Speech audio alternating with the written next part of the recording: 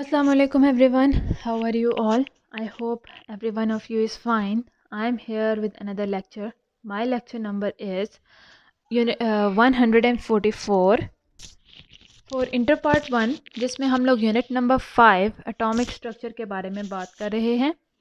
And talking about the atomic structure, previous video में मैंने आपको क्वांटम नंबर्स के बारे में एक्सप्लेन किया.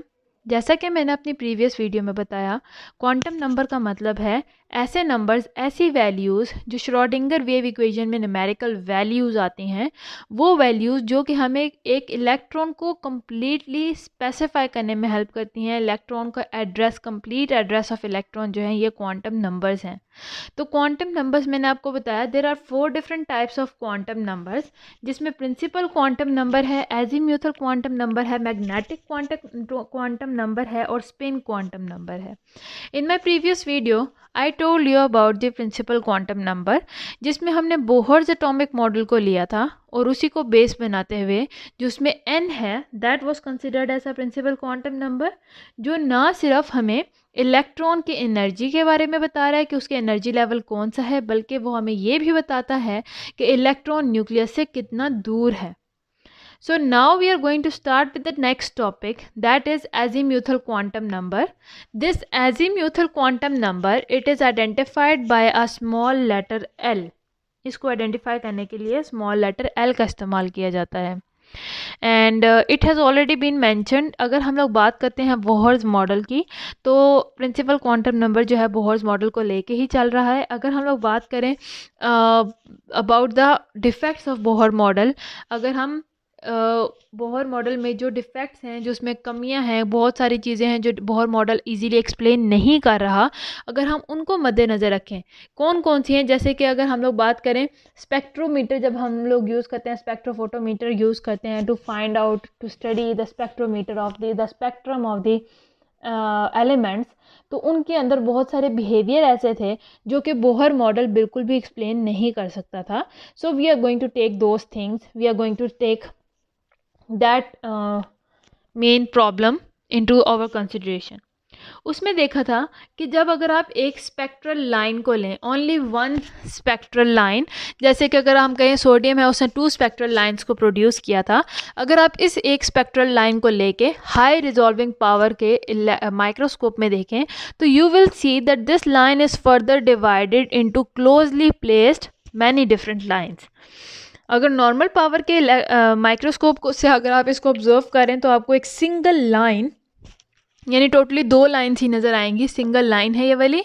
लेकिन जब आपने इसी सिंगल लाइन को हाई पावर के, हाई रेजोल्यूशन के माइक्रोस्कोप की मदद से ऑब्जर्व किया, तो you will see that the single line is divided into several fine lines that are placed very close to each other.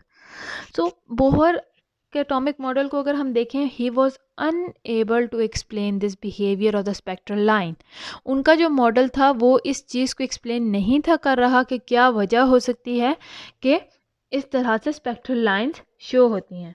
So this thing can be explained by saying that हर shell जो है, it is further divided into sub shell. अभी तक हमने shell की बात की है, वो एरिया जहाँ पे इलेक्ट्रॉन रोटेट कर रहा है, दैट इज़ अ शेल. लेकिन जब हम लोग इन स्पेक्ट्रल लाइंस को देखते हैं, इनके बिहेवियर को देखते हैं, तो इट वॉज स्टडीड के, इट वॉज ऑब्जर्व्ड के, इट वॉज एक्सप्लेन्ड कि हर शेल जो है, it is further sub divided, it is further divided into many small shells, sub shells. So only principal quantum number is not sufficient to explain the spectrum. इसीलिए हम लोग सिर्फ principal quantum number को इस्तेमाल नहीं कर सकते जो सिर्फ हमें शेल्स के बारे में बता रही है, rather than sub shells also, that are the main parts of the shell. So that is why we are going to talk about azimuthal quantum number, जिसमें ना सिर्फ शेल्स के बारे में स्टडी किया जाता है, बल्कि उनकी सब शेल्स के बारे में भी डिटेल में एक्सप्लेन कर रहे हैं. इसको हम लोग एजीम्यूथल क्वांटम नंबर कहते हैं और इसको रिप्रेजेंट किया जाता है with the help of the small letter L. और ये जो एजीम्यूथल क्वांटम नंबर है, this quantum number is used to study about the you can say sub shells, used to represent the sub shells. तो value of quantum azimuthal quantum number कौन कौन सी हैं, जैसे हमने n लिखा था in principal quantum number, azimuthal quantum number is identified by the small letter L. तो इसके अंदर कौन कौन सी हैं वैल्यूज़, 0, 1, 2, 3 एंड सो ऑन. 0 से स्टार्ट करेंगे and because some shells they are not subdivided into different subshells, so they are having 0 subshells. कुछ शेल हैं जिनके अंदर एक सब शेल है, फिर कुछ शेल्स हैं जिनके अंदर 2 सब शेल हैं, फिर 3 सब शेल्स हैं and so on. So we represent them. और n की अगर हम लोग बात करते हैं तो यहाँ पे हम लोग इस तरह से लिखेंगे ब्रैकेट में साथ n1, यानी कि पहली शेल के अंदर 0 से स्टार्ट होती हुई मुख्तलिफ सब शेल्स हो सकती हैं. May be there are 2 sub shells, maybe there are 5 sub shells, maybe there is no sub shell. तो सब शेल को रिप्रेजेंट करता है एजीम्यूथल क्वांटम नंबर. एंड इस बेसिकली इसकी वैल्यू जो है n पे डिपेंड करती है, यानी कि प्रिंसिपल क्वांटम नंबर के ऊपर डिपेंड करती है. तो द वैल्यूज़ रिप्रेजेंट डिफरेंट सब शेल्स. अब ये जो वैल्यूज़ आती हैं l की, जैसे 0 1 2 3 4 हैं, ये डिफरेंट अगर सब शेल्स से को रिप्रेजेंट कर रहे हैं. यानी कि पहली शेल यहाँ पे अगर लिखें तो हम देख रहे हैं कि फर्स्ट शेल है, उसके अंदर l की वैल्यू 0 से लेकर 1 2 3 एंड सो ऑन हो सकती है. तो जैसा कि मैंने प्रिंसिपल क्वांटम नंबर में बताया था कि या तो आप ले लें n इज़ इक्वल टू 1 या उसको k कंसिडर कर लें, n इज़ इक्वल टू 2 या उसको l कंसिडर कर लें. सिमिलरली अगर हम एजीम्यूथल क्वांटम नंबर की बात करें तो यहाँ पे भी इनकी l को रिप्रेजेंट किया जाता है bye the small English letters s P, D and F. These are the names of small subshells. अगर हम लोग बात करते हैं K, L, M, N, these are the names of the shells. ये shells फर्दर आगे छोटे छोटे हिस्सों में डिवाइड होती हैं जिन्हें हम सब शेल का नाम देते हैं. और सब शेल के क्या क्या नाम हैं? S, P, D and F. S का मतलब है शार्प, P का मतलब है प्रिंसिपल, D का मतलब है डिफ्यूज एंड F का मतलब है fundamental respectively. These are the spectral terms used to describe the series of these lines observed in the atomic spectrum. यहाँ पे कहते हैं कि ये जो सब शेल्स हैं यानी कि S, P, D and F, they are responsible for the splitting up of line. यानी कि अगर आप इनको नॉर्मल एक्सरे की मदद से अगर आप देखते हैं इस रिपोर्ट को, देन यहाँ पे क्या है कि अगर हम लोग यहाँ पे ये देखें कि शेल्स का नंबर देखें, अगर हम लोग देखते हैं कि शेल नंबर 1 है तो उसके अंदर कितने सब शेल्स आ सकते हैं? आइदर दैट इज़ 1 सब शेल, 2 सब शेल्स, 3 सब शेल एंड सो ऑन. इसी तरह हर शेल की अपनी अपनी, यानी कि अगर आप कहें फर्स्ट शेल है मेरे पास दैट इज़ कॉल्ड एज के, उसके अंदर सिर्फ एक ही सब शेल है तो I will say the sub shell name is S. Second sub shell है मेरे पास दैट इज़ एल, उसके अंदर फॉर एग्जाम्पल अगर 2 सब शेल्स हैं तो I will name them as S and P. और I can either name them as N is equal to 1 और K, L is equal to 0 1 2 and 3 like S, P, D and F.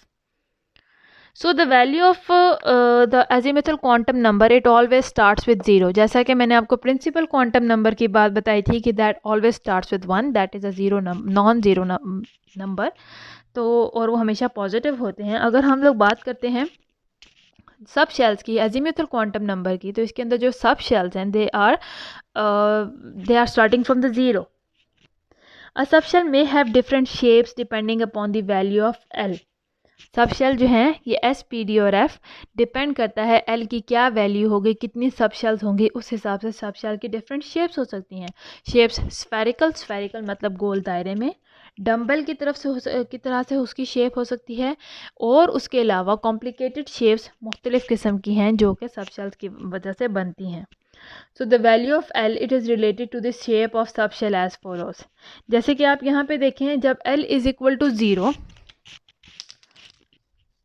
जब ये पहली condition है, जब 0 सब shell है तो इसको हम लोग नाम देंगे एस सब शेल का. और इसकी शक्ल किस तरह की है, इसकी शेप किस तरह की है? स्फेरिकल मीन्स गोल. अगर L is equal to 1 then I will name it as P sub shell and its shape is dumbbell like this.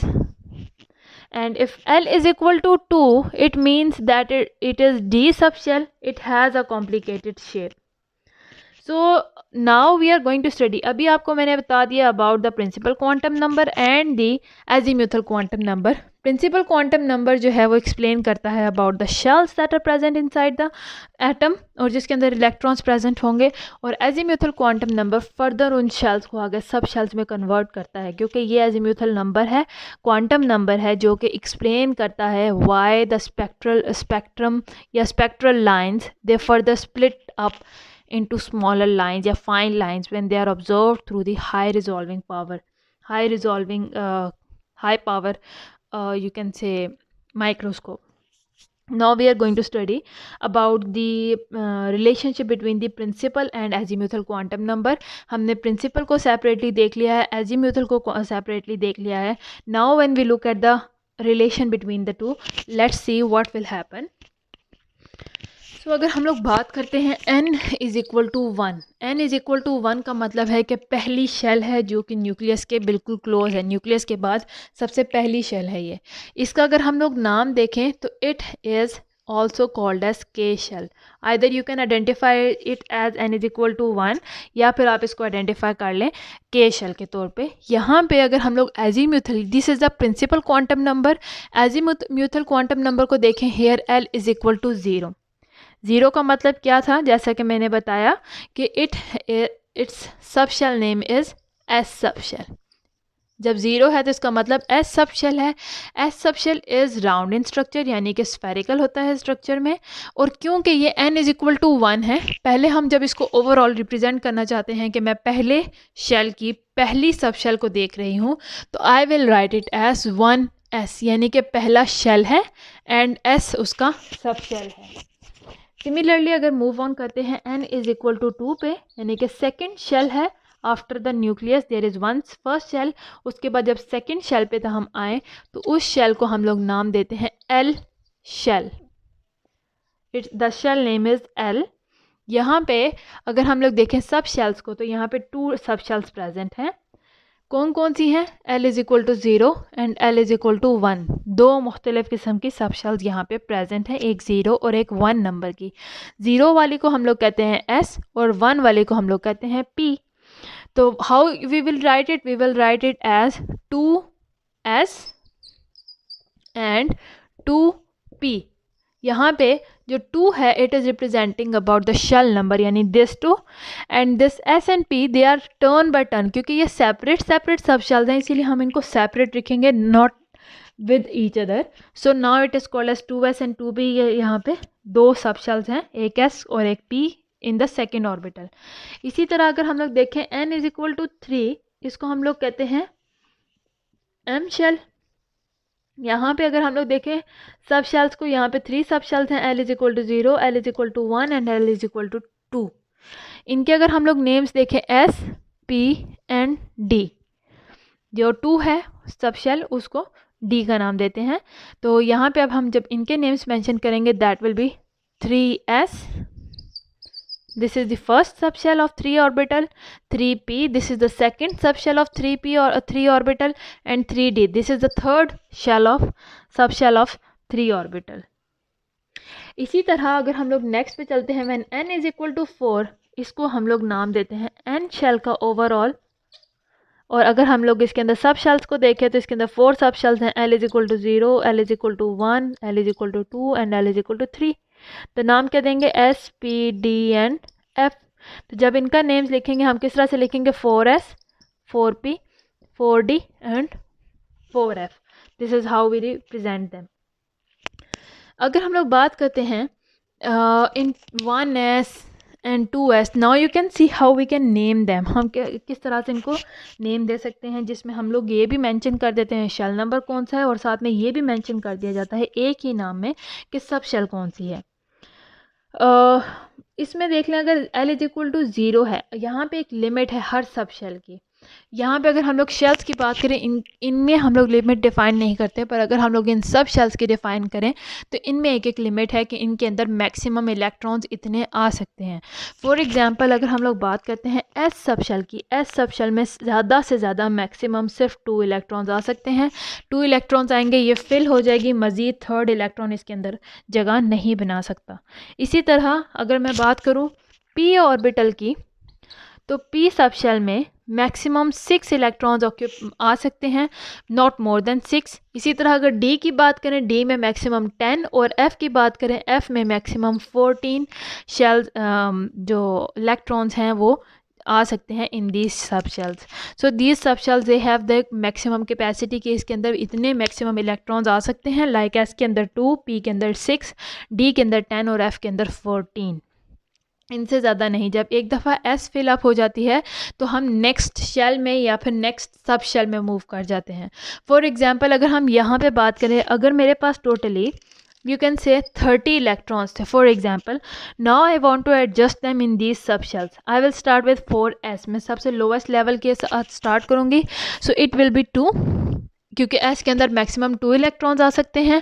फिर p के अंदर मैक्सिमम 6 होंगे, 2 फिल हो गई तो मैं अब p की तरफ मूव कर जाऊंगी, क्योंकि 2 फिल हो गए, इसमें मजीद इलेक्ट्रॉन्स की ज़रूरत नहीं है। Now I go to p, इसके अंदर मैक्सिमम 6 आ सकते हैं, 2 + 6 8 हैं। फिर then I will move to the subshell d, जिसके अंदर 10 इलेक्ट्रॉन्स आ सकते हैं। Then I will move to the subshell f, जिसके अंदर मैक्सिमम 14 इलेक्ट्रॉन्स आ सकते हैं।